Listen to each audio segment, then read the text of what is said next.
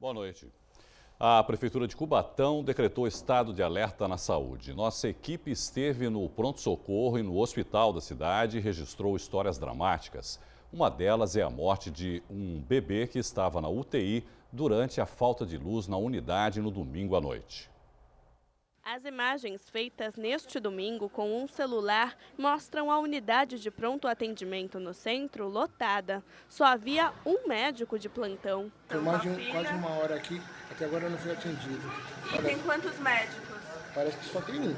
Ainda no pronto-socorro encontramos Antônio Carlos. O padrasto dele está internado de forma improvisada na unidade há 3 semanas com a perna quebrada. O enteado conta que o paciente precisa de uma cirurgia, mas ainda não há previsão de transferi-lo para o hospital. Meu pai está lá em cima de uma cama com a perna quebrada, só dá soro e nada. Até agora não foi resolvido nada. E o que alegam para não fazer essa cirurgia? Porque o hospital está aqui, a Massarra não está pagando os médicos, a máquina está quebrada, é isso que está falando. Né? A máquina o quê? Do raio-x estaria quebrada? É isso mesmo, a máquina do raio-x que está quebrada.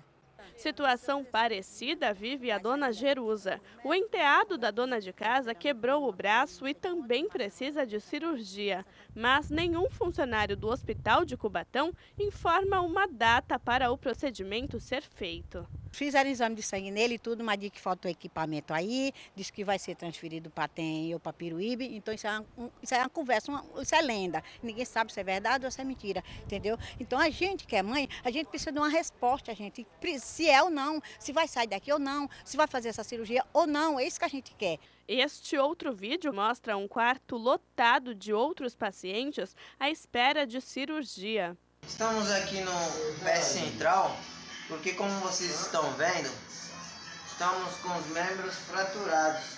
Estamos impossibilitados de praticar nossas atividades diárias. Nós já estamos aqui há um bom tempo, entendeu? Já há mais de 20 dias. Então, já não aguentamos mais, pedimos socorro. E nós temos que voltar para nossas casas, temos que voltar para nossas vidas, nossos trabalhos.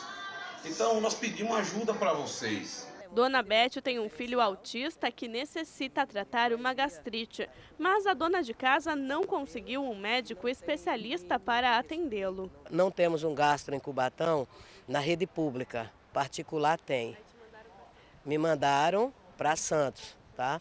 Então, chegando em Santos, eles falam, não, ele mora em Cubatão, é preferível que seja atendido em Cubatão. É um desgaste, né, físico, mental para ele, né, por já ter já ter problema, né? O último caso grave teria acontecido na noite de ontem. Moradores contaram que pelo menos 2 pacientes morreram depois de uma queda de energia elétrica. O hospital municipal ficou sem luz e o gerador, que deveria ter sido acionado imediatamente, ficou sem funcionar por pelo menos 20 minutos. Uma das vítimas fatais foi o neto de Vanessa. Prematuro, o bebê estava na UTI neonatal e dependia de aparelhos para respirar. Ele estava bem, até a médica tinha falado do quadro dele, que ele estava muito bem. Como que pode, por causa de uma luz, faltar uma luz, a pessoa perder a vida? Foi 11h45, agora estão falando que foi 5 horas da manhã, não foi. Tinha gente aqui dentro do hospital, foi postado na internet. Esta mulher, que não quis se identificar, é funcionária terceirizada da saúde há 3 anos. Ela denuncia a falta de médicos de especialidades e diversos descasos com os moradores que precisam ser atendidos nas unidades públicas. A gente tem um hospital que hoje atende 80 leitos, mas que na verdade, se você entrar dentro dele, se tiver 30 ocupados, são muito. Não tem especialista, o ambulatório está praticamente fechado, porque não tem médico, infelizmente por falta de pagamento. Tem médicos que receberam em setembro do ano passado. Hoje esse ambulatório faz atendimento apenas de retornos que já foram agendados do ano passado. Então de lá para cá a gente tem cirurgia emergencial, apenas feita por residentes, tá? Uma cirurgia às vezes simples, que demoraria cerca de 1h30, levam até 6 horas. Isso aí no hospital, isso é um depósito de doente, que, pelo amor de Deus, vamos ver se fazer alguma coisa. Para falar sobre a situação da saúde em Cubatão, nós recebemos o secretário de Saúde do município, Benjamin Lopes. Secretário, boa noite, obrigado por participar conosco. Secretário, casos como esses que nós acabamos de ver aí estão longe de serem apenas números, afinal de contas é com vidas que nós estamos lidando. O que é possível fazer para tentar resolver esses casos, principalmente esse também que a gente viu aí no setor de traumatologia do hospital? Boa noite a todos, principalmente aos nossos espectadores de Cubatão. Vamos tentar entender algumas coisas quando a gente fala de pessoas. E você começa com o teu discurso de uma maneira muito correta. Uma vida não é substituível. O número na saúde é algo muito dramático. Vamos entender o que está acontecendo na nossa região. Cubatão passa basicamente por duas grandes crises. Primeira é uma crise que nós estamos anunciando há quase um ano. É uma crise econômica. Nós estamos sentindo de uma maneira muito brutal, muito dolorosa, muito direta, o fechamento da Usiminas. Para a gente entender, 33% dos recursos municipais vêm direta ou indiretamente da Usiminas. Cubatão sempre foi uma pobre cidade rica. Existe um cinturão de indústrias muito poderosas e uma população muito desprovida de condições básicas de sobrevivência. Nós temos favelas, comunidades, nós temos pessoas em submoradias. Isto causa uma demanda muito grande na saúde. O segundo problema, eu acho que é por isso que eu venho aqui hoje para discutir um pouco, que é assim, existe uma crise na nossa região. Cubatão faz parte da região metropolitana da Baixada Santista. A gente tem inclusive um belo gráfico aqui atrás. Há uma crise no maior prestador de serviços da região, a Santa Casa de Santos. Há uma crise na coordenação do governo do estado. Uma cidade do porte de Cubatão, 120 mil habitantes, ela é apta para cuidar da atenção básica. As doenças simples. As doenças de média e alta complexidade são de responsabilidade dos governos estaduais e federais. Cubatão é a única cidade da nossa Baixada que não tem nenhum equipamento do governo do estado. Vamos lembrar, Santos, a cidade... Mas, tudo bem, o senhor estava descrevendo aí um quadro perfeito da crise, da situação. A pergunta continua a mesma, secretário. O que se pode fazer para tentar reverter isso, então? Uma das primeiras Se não existe lá um atendimento estadual, quem deve reivindicar isso? Muito bem. bem. O que precisa ser feito para que se reverta essa situação na saúde? Uma das coisas que a gente precisa fazer é denunciar. Certo. E eu venho ao teu programa para isso, para falar sobre esse assunto. O governo do estado não investe na nossa cidade, que nem investe nas outras. Santos, como eu dizia, tem um hospital estadual, Guilherme Álvaro. Tem um AME. Guarujá tem um hospital estadual. Praia Grande tem o Irmanduz, que é estadualizado. Apenas 1% das cidades do Brasil tem hospital público. O senhor está dizendo o seguinte, o hospital lá de Cubatão não tem condições de dar o atendimento necessário para a população da cidade. Não é isso. Eu estou dizendo que o hospital de Cubatão tem condições para dar uma atenção básica e de média complexidade. Quando começam a ficar pacientes com fratura, pacientes com problemas renais... Não tem condições. Não é um hospital preparado para isso. E aí a gente tem que discutir qual é a saída que a região tem. Se você for em Bertioga, se você for em outras cidades, você vai descobrir que, infelizmente, a cirurgia ortopédica está um caos. Por Cubatão não mandar as pessoas embora, mantê-las no pronto-socorro, a gente chama para a gente a discussão. E essa é a discussão que a gente quer travar. Nós podemos ir até certos limites. A gente não pode passar de limites. Nós não somos credenciados para fazer cirurgias ortopédicas. Em alguns momentos, nos grandes traumatizados, no risco de morte imediata, a minha equipe passa dos seus limites e as realiza. Mas os hospitais de referência, que são 3, Santa Casa, Santo Amaro e o Irmanduz em São Praia Grande, não estão dando vazão à demanda. A demanda fica na cidade. E a cidade não manda seus pacientes embora. Aguarda até que uma data do governo estadual seja transferida a paciente. Agora, no caso desse bebê que morreu ontem, secretário, a avó disse ali que, segundo informações que ela tinha, estava bem, estava num quadro estável e que a morte teria sido causada justamente pela falta de energia elétrica. Procede essa informação, secretário? Hoje eu passei o dia inteiro averiguando essa hipótese. Então, esta criança, a gente não gosta de personalizar, porque em alguns momentos a gente fere o decoro e a ética médica. Mas este caso, como está público, é de uma criança, parece que de 700 gramas. É um prematuro extremo. Então, não era um caso estável. Era um caso em que a sobrevida era muito pequena.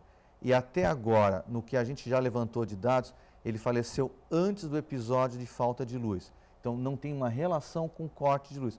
Até porque os aparelhos de incubadora, eles têm uma bateria que deixam funcionando durante 1, 2, até 5 horas. Então, este caso não procede. Mas mesmo assim... Mesmo com a falta do gerador, secretário? Mesmo gerador. Cada equipamento tem uma bateria. Individual. Individual. Mesmo assim, como essa avó, que parece que inclusive nem munícipe de Cubatão parece que é uma moradora de São Vicente que estava utilizando o nosso hospital, como ela está com uma angústia e tem essa dúvida, eu pedi que fosse aberta uma sindicância e nós vamos levantar caso por caso. O segundo caso, que não foi contado aqui, mas que também é suspeita, é uma senhora com uma DPOC, um desconforto respiratório crônico, que também não faleceu durante a falta de luz. Também era um outro caso grave. Volto a dizer, o Hospital de Cubatão, ele tem UTI adulto e a UTI pediátrica. 0,01% das cidades tem isso. Agora, o município tem um contrato de gestão, não é? Com uma organização social. Quais são os benefícios desse tipo de convênio, de gestão compartilhada com organização social? Quer dizer, traz realmente vantagens para o município e para o hospital? É uma discussão enorme que você me propõe. Eu, historicamente, sempre fui pelo cargo de carreira na saúde. Mas em algumas condições, e Cubatão é uma delas, há necessidade. Cubatão tem uma lei dos seus funcionários em que a Câmara não aprovou o repasse dos médicos. Então, o salário de um médico em Cubatão é R$ 2.300. Eu não consigo médico por esses valores. A terceirização vem justamente para isso, para que eu tenha uma maior agilidade na contratação de profissionais. No caso de um hospital, ela dá uma agilidade em que os municípios não estão preparados. Para eu comprar uma gase ou comprar um aparelho, um arco cirúrgico, que é o que vocês estão referindo, está quebrado, eu demoro 6 meses uma licitação. Uma OS te dá uma agilidade quanto a isso. Mas ao mesmo tempo... Que ela independe de licitação, no caso? Exatamente. Mas ao mesmo tempo, ela abre portas para desvios de dinheiro. Então, tanto o gestor municipal, que é o secretário de saúde, quanto o Conselho Municipal de Saúde, quanto qualquer usuário, tem o dever de fiscalizar. Nestes 6 meses que essa OS, a HBB, está lá, não houve nenhuma denúncia de superfaturamento. Até porque o contrato é ao contrário. Eu fixo um valor, eu reduzi esse contrato em 30%, hoje é em torno de 4 milhões e 400, e dentro disso eles têm metas a cumprir. Se ele comprar mais caro, quem perde é ele, porque o valor está fixado. Qual é o déficit orçamentário na saúde hoje, secretário? A gente não trabalha com déficit, na verdade é a prefeitura que trabalha com orçamento. Hoje, 82% de tudo que entra na saúde provém dos cofres municipais. Em torno de 12% a 13%, dependendo do mês e do ano, vem do governo federal. Aí que começava, eu termino aqui, 0,13% vem do governo estadual. Então eu posso dizer assim, existe um déficit de importância do governo estadual de participar na saúde. Para a gente melhorar um pouco essa história, hoje eu recebo a informação que o governo estadual vai comprar algumas cirurgias em Cubatão, o que dará um repasse de R$ 250 mil por mês, fruto da nossa briga. Mas é uma gota d'água. O meu custo só para o hospital é 4 milhões e 400. Eles vão entrar com 250 mil. Não me resolve, mas é o começo de uma conversa e que eu pretendo ter essa conversa diretamente com o governador do estado, pedir uma audiência e aproveito Santa Cecília para pedir a interferência do vice-governador, que é da nossa região e que tem o dever de nos ajudar a sobreviver, para que a gente possa sair dessa emergência do estado de atenção que nós estamos hoje. Hoje está no estado de atenção justamente porque houve uma liberação de uma pequena verba, uma verba também do governo federal, deixou o estado de calamidade, é isso que estava. Estava em estado de calamidade pública, passou para o estado de atenção. Qual é a diferença dessas duas situações? Na verdade, por que saiu da calamidade? Porque com a decretação do estado de calamidade, o secretário de saúde pôde pegar todo o recurso que veio da média e alta complexidade. Para a gente entender, o governo nos paga com blocos, atenção básica e média e alta complexidade. Eu tive que, na semana passada, desviar todo o dinheiro da média e alta complexidade para o hospital, para que ele funcionasse. Isso quer dizer que tem outros prestadores que estão me cobrando agora e que a gente vai tentar saldar dentro do mais breve possível. Com isso, a gente foi para Brasília e, no apagar das luzes deste governo, a gente conseguiu um aumento do nosso teto, 20%. Não é pouca coisa, mas em valores é 300 mil reais. 300 mil reais por mês, volto a dizer, é outra gota d'água. de gota d'água em gota d'água, nós estamos tentando apagar este incêndio de uma crise econômica sem precedentes e que a gente tenta salvar a saúde de Cubatão. Agradecer aqui o secretário de Saúde do município de Cubatão, Benjamin Lopes. Secretário, muito obrigado, pela sua participação conosco aqui no Caderno Regional. Uma boa noite para o senhor. Eu que agradeço. Gostaria de fazer um convite, inclusive, a essas pessoas que falaram com vocês, que procurem a Secretaria de Saúde ou eu, a minha secretária. Nós vamos recebê-los, vamos dar todas as informações e, na medida possível, resolver caso a caso. Obrigado. Polícia desvenda caso do serial killer da Clínica Americana. Um dentista que está foragido seria o autor dos crimes. O dentista Flávio do Nascimento Graça é o suspeito de ter matado os sócios da Clínica Americana e de ter ferido uma funcionária em ataques que tiveram início em dezembro de 2014. Os crimes aconteceram em Santos. Após investigações e depoimentos de amigos e antigos funcionários, a polícia chegou até o acusado. Foram cumpridos vários mandados de busca na casa dele e outros imóveis da família. Na casa dele foi encontrado tênis, numa das casas da família, e no outro foi encontrado um conjunto de livros sobre esoterismo, Maquiavel. O que as testemunhas falam? Que era uma pessoa introvertida, meio estranha. Ele tem algumas ações contra ele no fórum. E em sites também de reclamação também tem algumas coisas. O dentista está foragido desde dezembro do ano passado. Cartão de crédito, e-mail, cancelou tudo. Apareceu no conselho dizendo que queria suspender, que não queria mais clinicar, mas não conseguiu porque estava devendo mensalidade. Flávio era dono de 2 clínicas dentárias na rua Martim Afonso, em São Vicente. O estabelecimento faliu depois que a Clínica Americana abriu na mesma rua em 2014. Segundo as investigações, há indícios de que Flávio sentia inveja de Agilson, dono da clínica concorrente.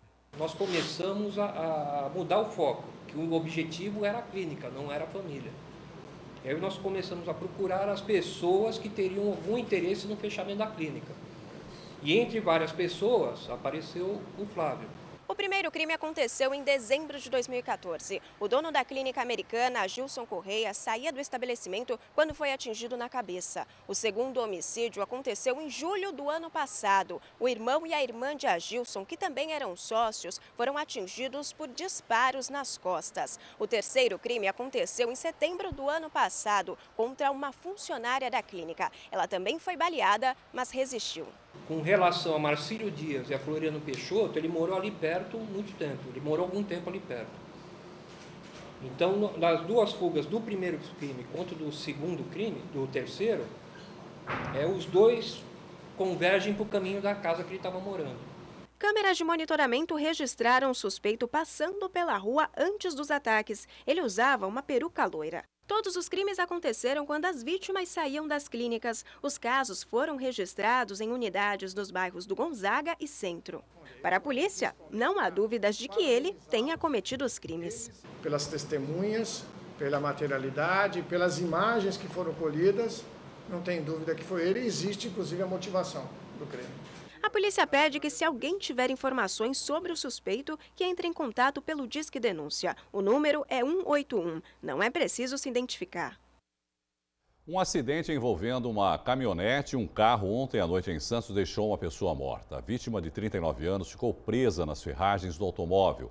O acidente aconteceu por volta das 9 da noite no cruzamento das ruas Alexandre Herculano e Amando Salles de Oliveira, no Boqueirão. O veículo onde estava a vítima que morreu ficou destruído. O carro só parou ao bater no muro de uma casa próxima ao local. Segundo o boletim de ocorrência registrado na delegacia seccional da cidade, a mulher do veículo não respeitou a sinalização da via. O motorista da caminhonete não estava alcoolizado. Neste domingo, católicos celebraram o dia de Pentecostes, quando o Espírito Santo se revelou aos apóstolos de Jesus 50 dias após a Páscoa. Também foi comemorado o Dia da Família. E a Pastoral Diocesana para a Vida promoveu pelo 3º ano consecutivo uma peregrinação ao Monte Serra. 416 degraus ladeira acima, só mesmo com o apoio da família. Carlos e Sandra foram juntos, de mãos dadas. O casal, ele tem sempre que se apoiar durante todos os dias, e inclusive nessas horas difíceis, né, de subir essas escadas, Um se apoia no outro e os dois conseguem. Dezenas de famílias de Santos e de outras cidades da Baixada Santista participaram da peregrinação. A Igreja Católica buscando a unidade e trazer para a sociedade, valorizar a família, toda essa virtude que ela traz, porque é a família que gera os filhos, que geram os sacerdotes, que geram as freiras, que geram os engenheiros, os médicos, que gera todos os valores que tem na sociedade. E para agradecer mais uma vez as bênçãos de Nossa Senhora do Monte Serra, lá estava seu Adalberto com as filhas Luana e Michele, além dos netinhos. E dessa vez não faltam motivos para comemorar. Eu já sabia do diagnóstico que foi me dado, um adenocarcinoma de colo de útero com metástase para os linfonodos. E antes de começar o tratamento, a gente veio aqui, né? Pedir que ela intercedesse ao Pai, nos desse força, né? Então eu venho aqui de todo o meu coração agradecer muito, que eu tenho certeza que ela foi a grande intercessora da minha cura e assim como a da minha irmã, né? Eu tive câncer de mama. Há um mês atrás eu fiz uma cirurgia de retirada de mama, fiz uma mastectomia. Acabei minha quimioterapia tem 2 meses só, ainda estou em tratamento, que eu vou fazer radioterapia, mas tenho fé que não vai voltar, realmente espero estar curada, como acredito que eu esteja curada, e é isso aí. A gente tem fé que tudo vai dar certo. Quando todos chegaram ao topo, uma missa foi realizada no Santuário de Nossa Senhora do Monte Serra.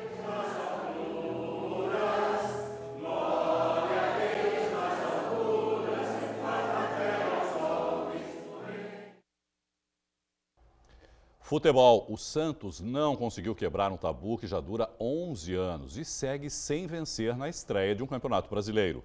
Em Belo Horizonte, o Atlético Mineiro bateu o Peixe por 1-0. O único gol da partida saiu aos 13 minutos. Gabriel lança Casares, que domina sem marcação e bate forte. Final no Estádio Independência, Atlético Mineiro 1, Santos 0. O Peixe volta a campo no próximo domingo contra o Coritiba às 11 da manhã na Vila Belmiro. E o Santos foi mesmo o único time paulista que perdeu na estreia do Brasileirão. O Corinthians empatou e Palmeiras e São Paulo venceram. Veja os gols. Jogando em Volta Redonda, o São Paulo venceu o Botafogo por 1-0. Lucas Fernandes, cobrando falta, marcou o único gol da partida. O Palmeiras também venceu. Em casa, goleou o Atlético Paranaense. Roger Guedes, Gabriel Jesus 2 vezes e Thiago Martins marcaram para a equipe da capital. Já o atual campeão brasileiro não saiu do 0-0 diante do Grêmio na Arena Corinthians. Já pelo Campeonato Paulista, a Portuguesa Santista conseguiu uma importante vitória em Eurico Mursa. De virada, a Briosa bateu o São Bernardo por 2-1. Veja os gols. O clube do ABC marcou aos 4 minutos do segundo tempo, gol de Emerson. A vantagem durou pouco e a Briosa empatou aos 12, em cobrança de falta de Janchera. O gol de empate animou o time, que acabou decretando a virada em chute de fora da área do meia Ricardinho, aos 34 minutos da etapa final, em mais uma falha do goleiro do São Bernardo. Com a vitória, a Portuguesa Santista assume a segunda colocação do Grupo 4, com 11 pontos. Um a menos que o líder Guarulhos. A Portuguesa Santista volta a campo na próxima sexta-feira, às 8 da noite, contra o Atlético Mogi, em Eurico Mursa.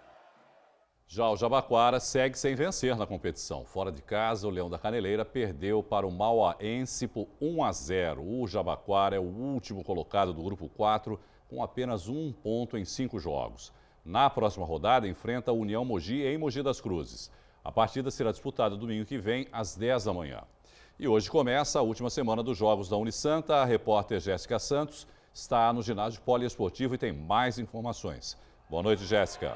Olá, Irineu. Boa noite a você e a todos que nos acompanham. As disputas aqui no ginásio poliesportivo já começaram. Acontece a primeira partida da semifinal do basquete masculino. Engenharia Unisanta enfrenta FEFESP Unisanta. Muita rivalidade em quadra. Neste momento, o placar é de 17 para Engenharia e 9 para a FEFESP.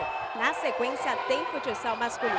FEFES Unimes e Administração Exanc jogam pelas quartas de finais da modalidade. Depois, a Educação Física Unaerp e FEFESP Unisanta entram em quadra. Lembrando que essa partida será transmitida aqui pela Santa Cecília TV.